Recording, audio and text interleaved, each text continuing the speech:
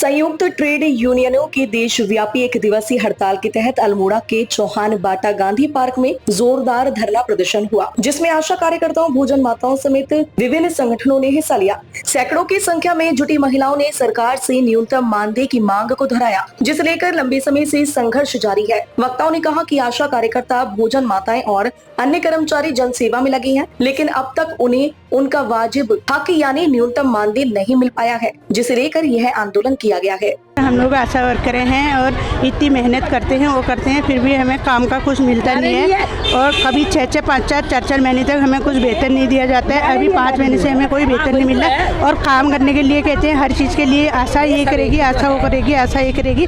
अगर कुछ भी होता है तो कहते हैं आशा जवाबदार रहेगी। अगर कहते हैं कि आशा रीढ़ की हड्डी है, अगर आशा रीढ़ की हड्डी है तो उसको कुछ काम के समान वेतन भी दिया जाए। सर, आशा कार्यकर्ती संगठन की उपाध्यक्ष नीमा जोशी बोल रही हूँ और हमारी ये मांगे हैं, हमें 26,000 न्यूनतम वेतन दिया जाए और क्या कहते हैं हमें राज्य कर्मचारी घोषित किया जाए और 46वें श्रम सम्मेलन को लागू किया जाए और जो भी मतलब रुका हुआ मानदेय वो है उसको दिया जाए। किस बात को लेकर यहाँ धरने में बैठे हुए हैं? देखिए, आज देशव्यापी अभियान पर केंद्रीय ट्रेड यूनियनों का धरना चल रहा है पूरे देश भर में और उसी के संदर्भ में अल्मोड़ा में भी ये धरना संयुक्त रूप से किया जा रहा है। इसकी मेन डिमांड ये है कि 4 श्रम संहिताएँ जो केंद्र सरकार कोविड के दौरान 2020 में लाई थी, उसको तुरंत रद्द किया जाए क्योंकि वो मजदूर विरोधी है।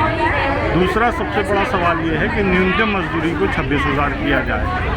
बाकी आशा, आंगनबाड़ी, भोजन माता और जो ऐसे वर्कर्स हैं, इनकी सिक्योरिटी का बहुत बड़ा सवाल है। इनको 26,000 न्यूनतम मजदूरी दी जाए तथा इनको परमानेंट किया जाए। इन सवालों के साथ आज पूरे देश भर में हड़तालें हो रही हैं। धरने में बैठे हुए हैं। ये एक तो हमारे न्यूनतम वेतन के लिए बैठे हैं, दूसरा हमें सरकारी कर्मचारी घोषित किया जाए और श्रम संहिताएं जो लगाई हैं वो वापस ली जाए। हमें यूनियन का अधिकार भी हमसे छीन रहे हैं। ऐसा क्यों कर रही है ये सरकार? क्या सरकार को दिखता नहीं है कि आशाएं कितना काम करती हैं? सर, मैं आशा कार्यकर्ता हॉलबाग से अध्यक्ष ममता तिवारी।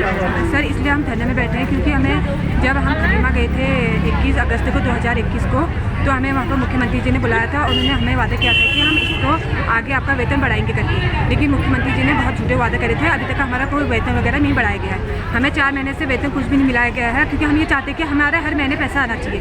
हम इतना काम करते हैं और हमारा पैसा बिल्कुल भी नहीं आता। 4 महीने में, 5 महीने में तोड़ के वो पैसा आता है। अगर सर हम अपना घर गृहस्थी चलाएं भी तो कैसे चलाएं? स्ट्राइक चल रही है जो पूरे देश में 10 सेंट्रल ट्रेड यूनियंस के आह्वान पर है और ये इसका जो मुख्य कारण है वो है कि हमारी कोरोना काल में 2020 में हमारे श्रम संहिताओं के नाम पर मजदूर विरोधी कानूनों को यहाँ पर थोपा जा रहा है। हमारे 29 श्रम कानूनों की जगह पर 4 श्रम संहिताएँ लागू की जा रही हैं, जो लंबे समय से हमारे श्रमिकों ने अपने अधिकारों को प्राप्त किए थे और कानून के का अमली जामा पहनाया गया था, लागू भी हुआ था। उन कानूनों को ख़त्म करने का प्रयास किया जा रहा है, यहाँ तक कि यूनियन बनाने का अधिकार, क्योंकि अगर यूनियन बनाने का अधिकार ही नहीं होगा तो हम मांगों के लिए संघर्ष नहीं कर सकते हैं। ये यूनियन बनाने का भी हमारा अधिकार छीना जा रहा है।